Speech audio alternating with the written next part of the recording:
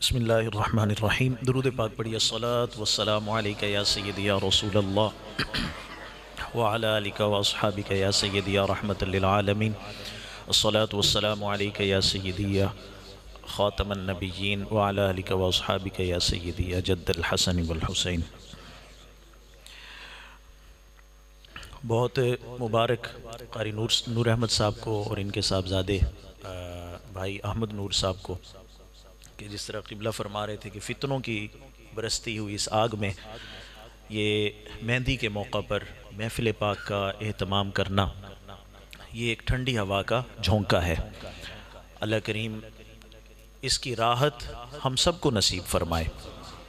بات وہی ہے، عمل کرنے کی باتیں کرنے کو بہت زیادہ ہوتی ہیں، سننے والے بھی صبر کر کے بیٹھ کے سنتے ہیں، اور ضرورت اس بات کی ہوتی ہے کہ جو بات سنی ہے اور جس بات پر میں عمل کر سکتا ہوں، جو قابل عمل بات ہے، اس بات پر عمل بھی کیا جائے۔ یہ شادی کے معاملات جب ماں باپ طے کر رہے ہوتے ہیں اپنی اولاد کے لیے، تو اس میں جو سلسلہ شروع ہوتا ہے، رشتہ دیکھنے کے لیے جانا ہے، کسی نے رشتہ دیکھنے کے لیے آنا ہے۔ اسلام کی خوبصورت تعلیمات شادی کے موقع پر صرف مہندی یا نکاح یا دعوت ولیمہ تک کے لیے نہیں ہے، بلکہ رشتہ دیکھنے کے لیے جانا یا آنا، وہیں سے یہ سلسلہ شروع ہو جاتا ہے۔ اب ایک گھر میں رشتہ دیکھنے کے لیے جانا ہے، ایک شخص ڈھونڈ رہا ہے کہ میں اپنے بیٹے کے لیے اچھا رشتہ تلاش کروں۔ اب جب اس گھر میں گئے تو ان کا تقاضا کیا ہے کیا نہیں ہے، وہ تو مجبور ہیں، وہ کہیں گے ٹھیک ہے جتنے مہمانوں کو لانا ہے لے آئیں۔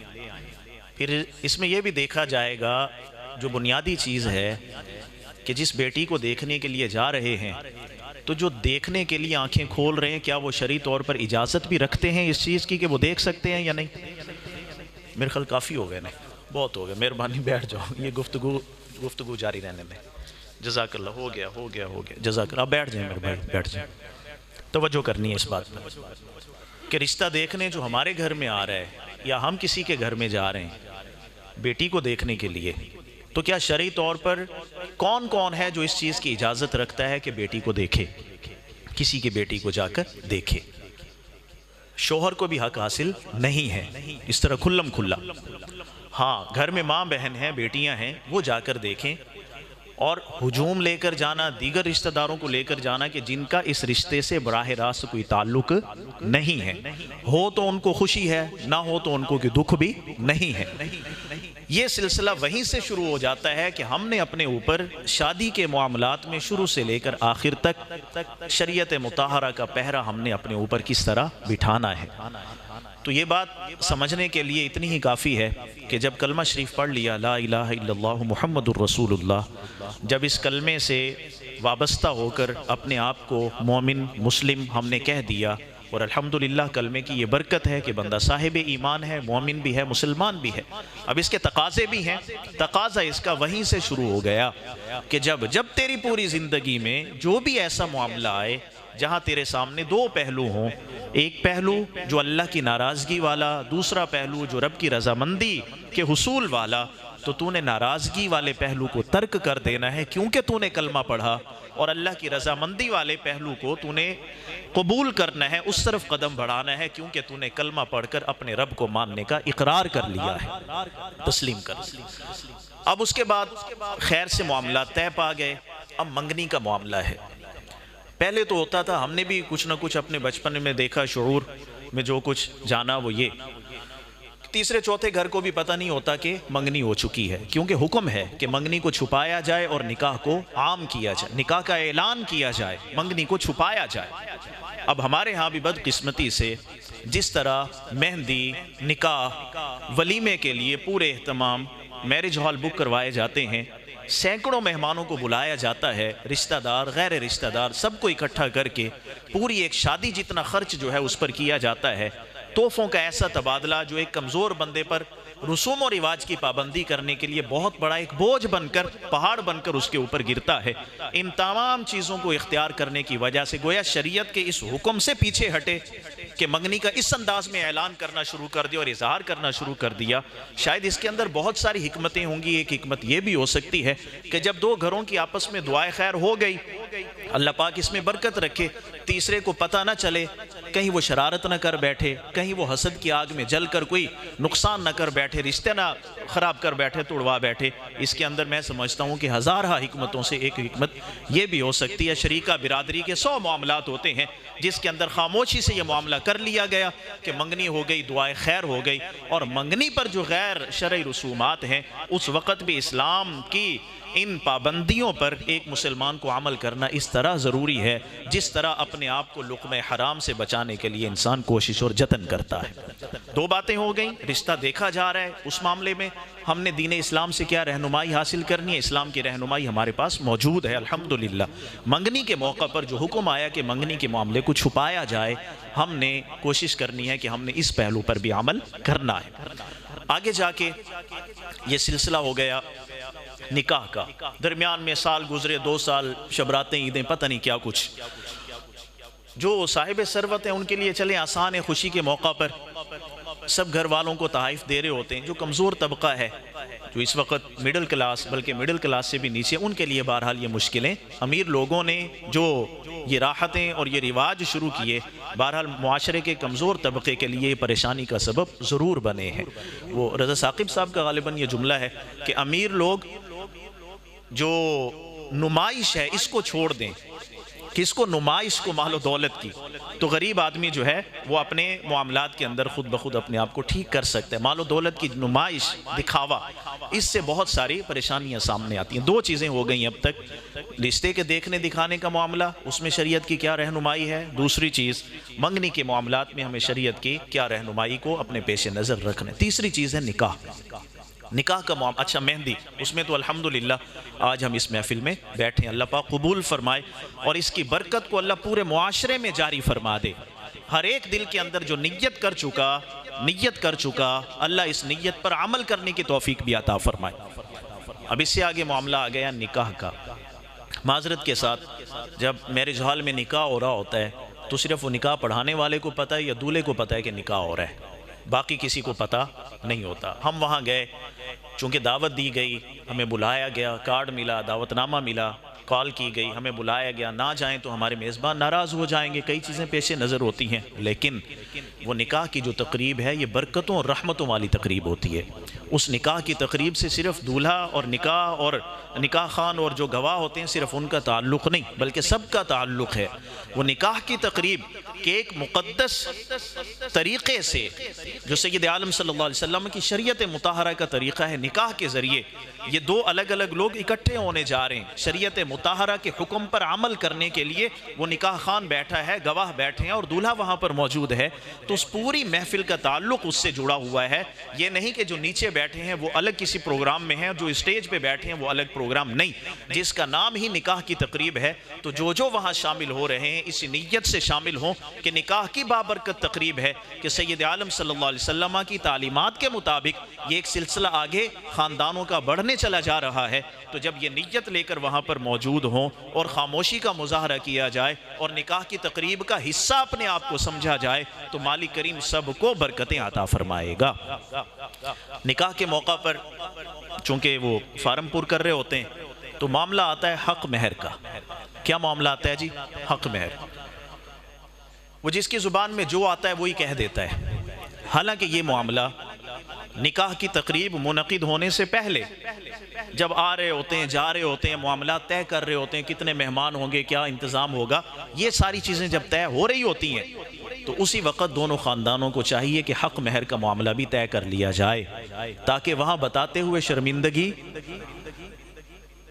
کہ صرف اتنا ہی دیتا ہے۔ ایک بندہ کہہ سکتا ہے کہ صرف یار اتنا انتظام لاکھوں کا کر دیا، 7-8 قسم کی ڈشیں ہمارے سامنے ٹیبل پہ رکھی، حق مہر صرف اتنا سا دیا۔ ایک تیسرا بندہ بات کر سکتا ہے نا، بات کرنے کا حق رکھتا ہے، وہ بھی ہمارے ہی معاشرے کا حصہ ہے، تو اس لیے حق مہر کا جو معاملہ ہے یہ قاضی پہ نہ چھوڑا جائے، نکاح خان پہ نہ چھوڑا جائے، اپنے محلے کی مسجد کے امام صاحب کے پاس چلے جائیں، جناب ہماری رہنمائی فرمائیں کہ نکاح کا موقع ہے، میرے بیٹے کا بیٹی کا حق مہر کا معاملہ ہوگا تو ہم کتنا طے کریں؟ تو وہ جو رہنمائی کریں گے شریعت کی روشنی میں، شاید لوگ یہ سمجھ رہے ہوتے ہیں کہ حق مہر زیادہ لکھیں گے مولوی دوی سے کوئی، ایسا بالکل نہیں ہوتا ہے۔ وہ حق مہر آپ کی بیٹی کا ہوگا یا آپ کی بہو کا ہوگا، یہ سلسلہ ہے، حق مہر پہلے سے طے کر لیا جائے۔ اور کتنا ہونا چاہیے؟ حق مہر اتنا ہونا چاہیے کہ وہ بیٹی فخر سے اپنی سہیلیوں کو بتا سکے کہ مجھے حق مہر اتنا ملا ہے۔ تھوڑا سا اس جملے پر اب غور کرنا ہے۔ حق مہر کتنا جی؟ 5,000 روپے آج کے دور میں، یاد رکھیے گا شرعی طور پر 5,000 روپے حق مہر بنتا نہیں۔ پھر کہتے ہیں شرعی طور پر بتا دیں جی، جو شرعی ہے جی وہی کر دیں، یعنی اپنے سر تو لا کے تے نکاح خان دے سر تے سٹتی، جو شرعی ہے جی وہ کر دیں۔ شریعت صرف نکاح خان کے لیے نہیں ہے، شریعت ہر مسلمان کے لیے سیکھنا ضروری ہے۔ زندگی میں جو قدم جیسے جیسے آئے، زندگی میں جو قدم جیسے جیسے آئے، جس چیز کی زندگی میں جب ضرورت پیش آئے، تو ہر اس موقع پر طلب العلم فریضۃ علی کل مسلم، اس حدیث پاک پر عمل کرنا ضروری ہو جاتا ہے کہ اب نکاح کا معاملہ آیا تو حق مہر کے معاملات کو جاننا ضروری ہے۔ اور جب کوئی خرابی ہمارے سامنے آتی ہے، چونکہ یہ پریکٹیکل میں ہے کہ حق مہر نہیں جی اتنا، تو ان میں کچھ پڑھے لکھے ہوتے ہیں، کوئی بارات کے ساتھ آئے، کوئی ویسے مہمانوں میں شامل، نہیں جی اتنا ہونا چاہیے۔ تو جس بندے کو جس بات کا، جس شعبے کا نہیں پتا ہوتا تو اس کے اندر پھر مداخلت کرنا بنتا بھی نہیں۔ بعض اوقات وہ سامنے سے ضد ہو جاتی ہے تو پھر نکاح خان بھی تھوڑا سا تلخی میں آ جاتا ہے اور اس کا آنا بنتا ہے۔ بھی آپ کا شعبہ نہیں، ہاں اگر سیکھ کے آئے، کسی سے پوچھ کے آئے تو پھر اتنا بحث کی ضرورت ہی پیش نہ آئے، یہ معاملہ پہلے سے حل کر لیا جائے۔ میں ایک دلچسپ واقعہ آپ کو سنا دوں۔ ریمیر خان میں نکاح پڑھانے کے لیے ایک جگہ مجھے لے جایا گیا، تو وہ بلال بھائی تھے جو دولہا تھے، ڈاکٹر بلال ماشاءاللہ بہت اچھے انسان ہیں، ان کا نکاح تھا۔ تو مجھے وہ لے گئے، کہتے نکاح آپ نے پڑھانا ہے۔ پہنچ گئے تو وہ جو لڑکی کے والد تھے بابا جی، عمر رسیدہ تھے، وہ ایک اکلوتی بیٹی تھی ان کی، تو وہ کہنے لگے کہ 32.25 روپے حق مہر۔ کتنا جی؟ کتنا؟ 32.25 روپے۔ اب یہ کب کی بات ہے؟ یہ بات ایسے کہہ سکتے ہیں کہ 2016-17 کی بات ہے، انڈیا کے دور کی بات نہیں، یہ ابھی کی بات ہے 2016-17 کی۔ کتنا حق مہر جی؟ 32.25 روپے۔ تو بابا جی کو شریعت کی روشنی میں جتنا ایک پتہ تھا وہ چیز سمجھانے کی کوشش کی، لیکن وہ بابا جی کسی بھی جگہ پر، کسی بھی لائن پر آنے کو تیار نہیں ہو رہے تھے، اور ساتھ میں وہ یہ کہہ رہے تھے کہ نہیں میں نے اپنی بیٹی کے لیے کچھ نہیں لینا۔ سب نے سمجھایا بابا جی یہ شریعت کی طرف سے مقرر ہے، یہ تو ہے ہی ہے، وہ دولہا دلہن کا آپس کا معاملہ ہے، وہ چھوڑ دیں نہ لیں واپس کر دیں وہ ایک علیحدہ چیز ہے، میں اس پہ بھی بات کرتا ہوں آکے۔ حق مہر تو یہ تو شریعت کی روشنی میں جو آج کے دور میں مقرر ہے وہی ہوگا۔ یقین جانے کہ وہ بابا پھر بھی سیدھا لائن پہ نہیں، وہ ایک بات ذہن میں بیٹھی ہوئی کہ 32.25 وہ اچانک میرے ذہن میں ایک بات ہے، میں نے کہا بابا جی 32 روپے کا انتظام میں کرتا ہوں، 54 آپ ڈھونڈ کے لائیں، کیونکہ حق مہر کے اندر یہ چیز بھی ہے نا کہ وہ رقم ہو جو کرنسی جو چلتی بھی ہو، رائج الوقت سکہ رائج الوقت، یہ لکھا بھی ہوتا ہے کہیں کہیں۔ میں نے کہا 1.25 کا انتظام 54 کا 25 پیسے کا آپ کر لیں، 32 روپے کا انتظام میں کرتا، تب جا کے بابا جی کو وہ بات سمجھ میں آئی۔ یہ بات کیوں سنائی میں نے؟ اس لیے کہ جس کا شعبہ ہے اس کو ہی اس چیز میں غور و فکر کرنے کا موقع دیا جائے، اس کے ساتھ بحث نہ کی جائے۔ ڈاکٹر ایک دوائی لکھ کے دے، آپ اسے بحث کرنا شروع کر دیں، نہیں جی منو یہ نہیں چاہیے، منو یہ دوائی چاہیے، ڈاکٹر کہے گا بھائی آپ کو نہیں پتا، آپ کا شعبہ نہیں ہے، میرا شعبہ ہے۔ بات سمجھ میں آگے کہ نہیں آگے؟ تو اس لیے حق مہر کے معاملات پہلے طے ہو جانے چاہیے تاکہ فارم پر کرتے وقت اس نکاح کے وقت یہ کھینچا تانی کا ماحول نہ بنے۔ اور کتنا ہونا چاہیے؟ اتنا ہونا چاہیے کہ وہ بیٹی اپنی سہیلیوں کو، وہ دلہن اپنی سہیلیوں کو بتانے میں فخر محسوس کرے، فخریہ طور پر بتائے کہ مجھے اتنا حق مہر ملا ہے۔ آپ تعلیمات اسلامیہ میں آپ دیکھیں ازواج مطہرات کو جو حق مہر ملا، اس کو آج کے دور میں کیلکولیشن کریں تو کروڑوں اربوں روپے میں جا پڑتا ہے معاملہ۔ حق مہر کی اس قدر اہمیت ہوا کرتی تھی، ہم نے اس کو آج چھوڑ دیا صرف نکاح خان پہ۔ وہ اس دن ہم اکٹھے تھے وہ قادری سیلون پہ، کٹنگ کروانے گئے تو وہاں ایک دولہا صاحب جھگڑ رہے ہوں، فون پہ لڑائی کر رہے ہوں، کیا جی ہم نے پورے کزن وغیرہ سب کے ایک ہی طرح کے سوٹ بنوائے ہیں اور وہ استری کے لیے بھیجے اس کے پاس، تو ڈرائی کلینر کے پاس، انہیں میرے ابے دا سوٹ گواتا۔ یہ تکلفات ہیں، ٹھیک ہے، اچھی بات ہے، لیکن اس سے اگر اس وقت پوچھا جاتا کہ بھائی نکاح کے ارکان کتنے ہیں، ایجاب کسے کہتے ہیں، قبول کسے کہتے ہیں، کیا تو حق مہر بھی طے کیتا ہے کہ کوئی نہ، تو اس چیز کا اس کے پاس یقینی طور پر کوئی جواب نہیں تھا۔ حالانکہ تیاری صرف یہ نہیں ہوتی کہ اچھے کپڑے بنوا لیے، ہاں خوشی کا موقع ہے، اس سے منع نہیں ہے، لیکن تیاری یہ بھی ہے کہ شریعت مطہرہ کے جو معاملات آگے درپیش آنے والے ہیں اس کے متعلق کیا اس دولہا اور دلہن نے تیاری کی ہے یا نہیں کی ہے۔ تو حق مہر اتنا ضرور ہو جو بتانے میں فخر محسوس کیا جائے۔ بعض برادریوں کے رواج ہوتے ہیں کہ حق مہر اتنا ہوگا جی، نیوندرا اتنا ہوئے گا، یہ اتنا ہوگا اور سلامی اتنی ہوگی۔ وہ نیوندرا سلامی وہ ایک علیحدہ موضوع، علیحدہ بحث، لیکن حق مہر کے معاملات میں برادری ازم نہیں ہوگا، بلکہ شریعت کے روشن پہلوؤں کو دیکھا جائے گا کہ شریعت اس معاملے میں ہماری کیا رہنمائی کرتی ہے۔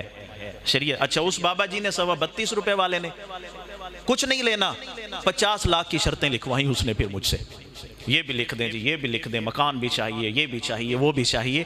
تو میں اس وقت سوچ رہا تھا کہ یہ جہالت ہے، دین سے دوری کا ایک نتیجہ ہے جو اس وقت سامنے آ رہا تھا۔ ہنسی نہیں آ رہی تھی بلکہ اس بندے پر افسوس ہو رہا تھا کہ 60-70 سال زندگی عمر کے گزار دیے اور اس کے اندر دین کے معاملات میں دلچسپی کتنا اور سیکھا کتنا ہے۔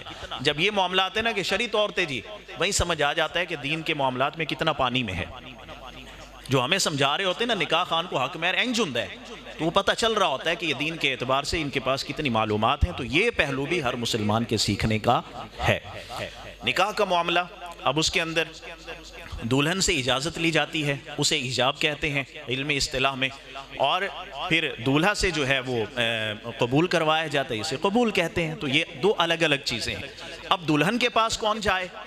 جو صحیح طریقہ ہے دلہن کا وکیل اور دلہن کے وکیل کے 2 گواہ، یہ مجاز ہیں، یہ اتھارٹی رکھتے ہیں کہ جب نکاح خان دلہن سے اجازت لینے جاتا ہے تو یہ 3 جا سکتے ہیں، کیونکہ اس کے قریبی ہیں، اس کا بھائی ہوگا، اس کا ماموں ہوگا، چچا ہوگا، اس کے والد ہیں، قریبی یہ رشتے جو غیر ہیں، کہ جس طرح ایک غیرت مند انسان نہیں پسند کرتا کہ اس کی بہن بیٹی کے چہرے پر کوئی نظر ڈالے، تو یہ پہلو بھی اسی انداز میں ہوتا ہے۔ اس کو اسی انداز میں اپنے ذہن میں رکھیں کہ شوقیہ طور پر ساتھ ہی چلے جانا، وہاں پر اس چیز کی شریعت کے اندر اجازت نہیں ہے۔ یہ قریبی رشتہ دار جو گواہ مقرر ہوا وکیل کے، اور وکیل اس کا بھائی ہوگا یا اس کا والد ہوگا، چچا تایا ہوگا، یہ تو رشتے ایسے ہیں کہ اس میں پردے کی حاجت نہیں ہوتی ہے۔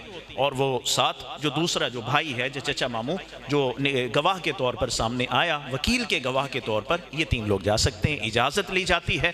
اس کے بعد جو ہے پھر اجازت کو کہا جاتا ہے ایجاب، اور جب دولہا کے پاس آ کر اس کے سامنے ساری چیزیں رکھ کے، دلہن کا نام اس کے سامنے رکھ کے، جو معاملہ جو ایگریمنٹ اس سے کروایا جاتا ہے اسے کیا کہتے ہیں؟ قبول۔ اور وہ 1 مرتبہ بھی کافی ہے، 1 مرتبہ بھی کافی ہے، 3 مرتبہ اچھی بات ہے، چلیں دولہا پھر سوچ لوے کہ قبول، ٹھیک ہے، یہ 3 مرتبہ ہو گیا، یہ اس لیے کہ تھوڑا سا ذہن کے اندر فریش بھی رہے ہیں۔ قبول 3 مرتبہ کہلا دیا، اچھی بات ہے، ٹھیک ہے، ورنہ 1 مرتبہ ہی کافی۔ اب اس کے بعد تیسرا مرحلہ ہے ولیمے کا۔ تیسرا مرحلہ ہے جی ولیمے کا۔ ولیمہ سنت ہے۔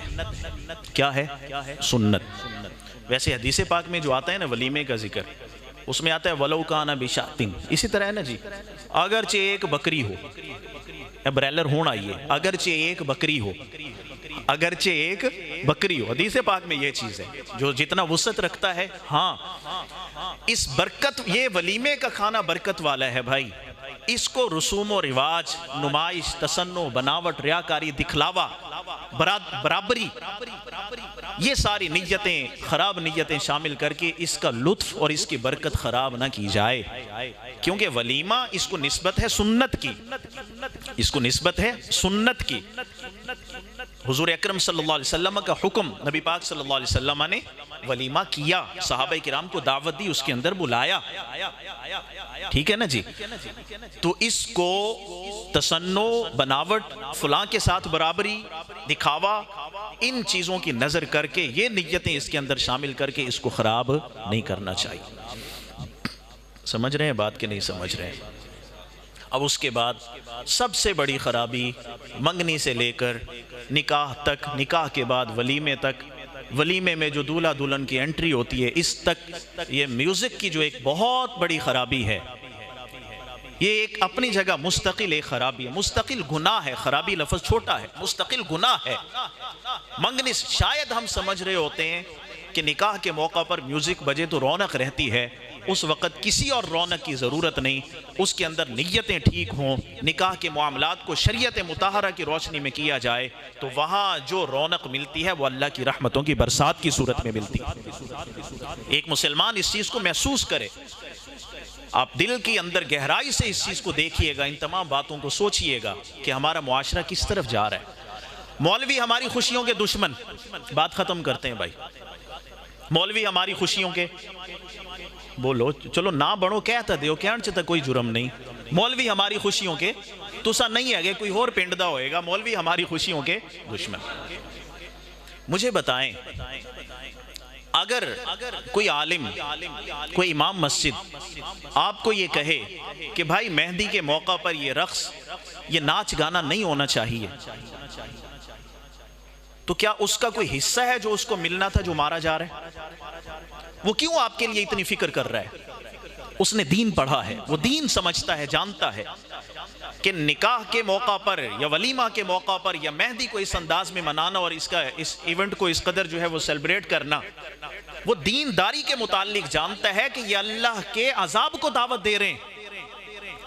اس کو آپ کے ساتھ شریکہ برادری کا کوئی رولہ نہیں ہے، وہ آپ کی خوشیوں میں خوش ہے، آپ کو خوش دیکھ کر اس کے دل سے دعائیں نکلتی ہیں، ارے وہ آپ کے لیے خوش رہنے کی دعائیں اللہ کی بارگاہ میں مانگتا ہے، کرتا ہے، تو وہ آپ کی خوشیوں کا دشمن ہرگز نہیں، وہ تو آپ کے ایمان کی فکر کرتا ہے، آپ کے اعمال کی فکر کرتا ہے، آپ کے معاملات میں اللہ کی رحمتوں کے برسنے کی وہ خواہش رکھتا ہے، وہ یہ چاہتا ہے کہ اللہ کا غضب ان سے دور رہے، اللہ کی ناراضگی ان کو نہ ملے، اللہ کی رضامندی اور خوشنودی کے یہ طلبگار اور حصول کے لیے فکر مند ہو جائیں۔ ایک ممبر پر بیٹھا ہوا عالم معاشرے کے اندر اس طرح کی چیزیں جس میں معاشرے کے لوگ خوشی محسوس کرتے ہیں، اس کو تکلیف جو ہوتی ہے وہ یہ ہوتی ہے کہ کیوں کر رہے ہیں ایسا؟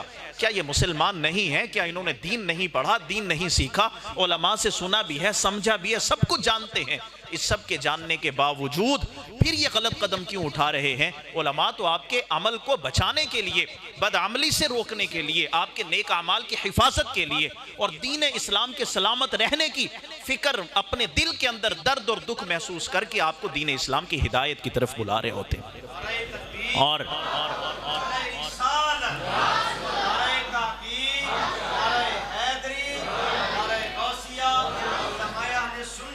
آخری بات، اب قاری نور محمد صاحب نے یہ انتظام کیا کہ مہندی ہم نے نہیں کرنی، محفل میلاد کرنی ہے، ذکر خدا، ذکر مصطفیٰ صلی اللہ علیہ وآلہ وسلم۔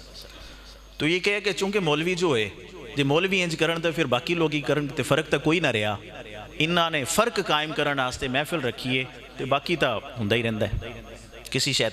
کسی ذہن میں شیطانی سوچ آ سکتی ہے، انہوں نے صرف اس لیے یہ انتظام نہیں کیا کہ یہ علماء ہیں، اس لیے انتظام مہندی والا وہ والا نہیں کیا، یہ کیا انہوں نے دین پڑھا ہے، دین کو سمجھ کے انہوں نے یہ فیصلہ کیا ہے کہ دین کے تقاضے کیا ہیں، دین کی ہمارے اوپر جو ہے وہ شرائط اور لاگو کیسے کیا جانا ہے، انہوں نے عملی طور پر یہ کر کے دکھا دیا۔ شریکہ برادری میں کوئی ان پر انگلی نہیں اٹھائے گا، لو ہے کی کر لیا تساں، تو اس کا مطلب ہے کہ سب مطمئن ہے کہ جو کیا ہے اچھا کیا ہے۔ آپ فیصلہ دے دیں، ابھی جو کیا ہے یہ کام کریں۔ قاری صاحب، علامہ صاحب تو اچھا ہو سکتا ہے، اگر معاشرے کا کوئی میرا بھائی اور یہ کام کرے تو اچھا نہیں ہوگا؟ آپ یقین جانیے کہ نکاح پہ، شادی کے موقع پر آپ قاری صاحب کو دعوت دیں گے تو ان کو خوشی ہوگی کہ مجھے انہوں نے بلایا، لیکن دل سے دعائیں نکلیں گی کہ جب آپ اپنی شادی کے معاملات کو بھی اسی انداز میں ترتیب دینا شروع کر دیں گے کہ انہوں نے یہ جو قدم رکھا، قدم اٹھایا، معاشرے کے لوگوں کے لیے مثال بنے ہیں، اور اس مثال پر اب کئی مثالیں مرتب ہونی چاہیے۔ وہی بات کہ جو ماں باپ اپنے بچوں کی شادیاں کرنا چاہتے ہیں وہ بھی آج کے اس محفل سے سیکھیں، جو نوجوان شادیوں کے انتظار میں ہیں وہ بھی آج کے اس محفل سے یہی پیغام حاصل کریں۔ برکت، رحمت اللہ کو ناراض کرنے سے نہیں ملتی، اللہ کو راضی کرنے سے نصیب ہوتی ہے۔ مالک کریم اس شادی کو خانہ آبادی بنائے، احمد نور کو ہمیشہ خوشیاں نصیب فرمائے، اور اس شادی کے ذریعے اللہ کریم ان دونوں خاندانوں میں مزید محبتیں اور برکتیں پیدا فرمائے۔ وما توفیقی الا باللہ العلی العظیم۔